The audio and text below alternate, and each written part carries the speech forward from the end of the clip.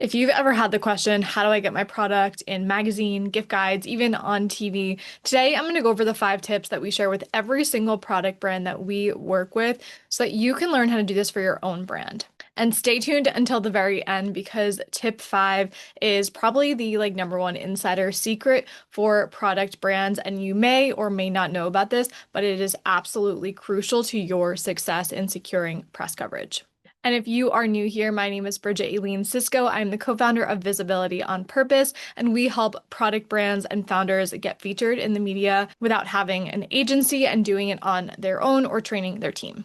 So you're here today because you have a product that you've probably taken through testing, marketing, branding, differentiation, launches, and now you're thinking about, okay, we're getting some sales under our belt, but how do I actually get some press coverage for this incredible product that we've created? Now, we've worked with a number of product brands over the years, from olive oil companies to cake and food brands to beauty and lifestyle skincare brands. And one of the biggest things that we always tell all of these brands is, what is your story?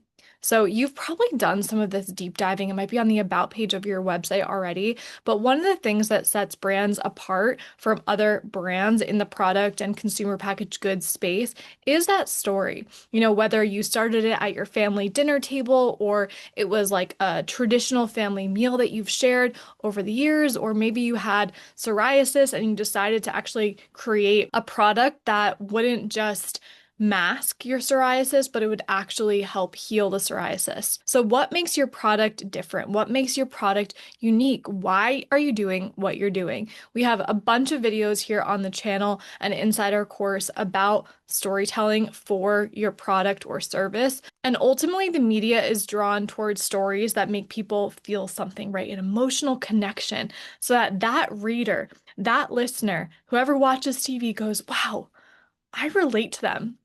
And just a little story here. Lydia and I have been listening to podcasts for a very long time, probably a decade. Yeah, a decade. Wow.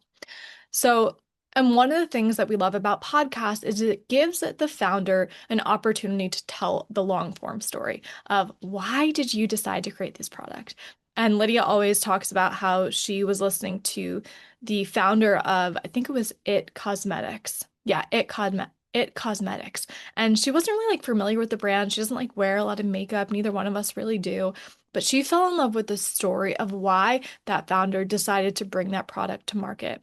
And this is something that you can bring not only to editorial, to TV, but also podcasts. So having that story is paramount. So that is tip number 1 today. Now, second, your visuals, your professional high-end photos, not just of you as the founder, which we do also want. We recommend a portrait and lifestyle, at least 300 DPI, so high quality images.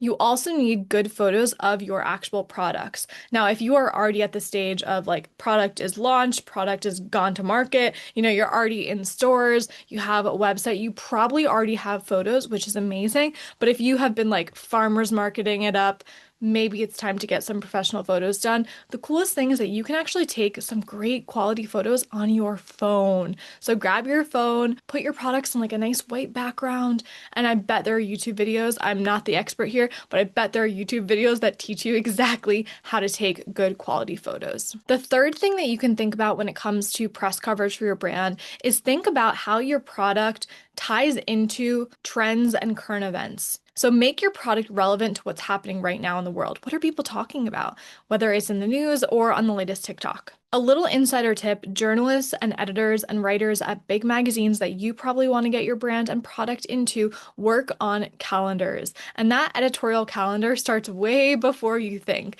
So for instance, holiday gift guides, they're actually starting to put together those pieces and those segments and those stories in the summertime so that they can prep and make sure they have everything ready when it comes time for gift guide season. So you want to be thinking about, okay, I know the timeline of when I need to be reaching out to writers at publications, but how can I also be thinking about, okay, what do they want to be talking about during different seasons? So if you have a non-alcoholic beverage company and you want to talk about New Year's and like non-alcoholic sober curious, that kind of movement, you would want to reach out to them prior to New Year's. And that's how you can tie in your product to what's going on in the world. Now, there are calendar days for everything, so there's always something relevant for your product. You just have to be a little creative. And that's actually the perfect time to like mention that's exactly what we love to do here at Visibility on Purpose. So if you want us to take a look at your brand, take a look at your product, and tell you exactly what we would do if we were your publicist, we have an incredible offer. It is our personalized PR plans. We are going to write a pitch for you. We're going to tell you what outlets that we would reach out to if we were your publicist, and we're going to give you the direct strategy that we would implement, and it's very, very low cost. You can click the link below to learn more about that. Number 4. So once you have your pitch together, which is simply like an email of your idea or your product or what you would like that story to cover, you need to send it to the right person. Now, we've interviewed many experts, writers, TV producers on this channel, and one of their biggest gripes, is that the right word? I don't know. One of their biggest complaints is when they get pitched a story that has nothing to do with them. And we've said it here before, like you wouldn't pitch the weatherman if you're trying to get coverage for your non-alcoholic drink brand. Right? That doesn't make sense. So you need to be reaching out to the right person. And now this is a great reminder for you and your team to just start to understand the media landscape. Who should you be contacting at certain magazines? Well, probably a writer or a freelance writer, maybe an editor, but likely it's going to be like a journalist, a staff writer, a freelance writer who covers topics in your industry. So if we're talking about pop sugar, you might want to be going through the food and beverage section to know exactly who you should be reaching out to. Take a look at that person's muck rack. Connect with them on Instagram or LinkedIn, like build that personal connection before you go for the gold, which is sending your pitch and hopefully getting coverage. And now tip 5, this is our little insider secret, but I guess it's not so secret anymore. You really should have your product on affiliate platforms.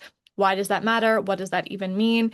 Well, magazines need to make money, and one of the ways that they do so is through sharing links in digital magazines. So when you go on to Well and Good and they're talking about the best beauty products for 2025 and you see a little link, if you click that link and purchase through that link, that magazine or that publisher is going to make some money off of it.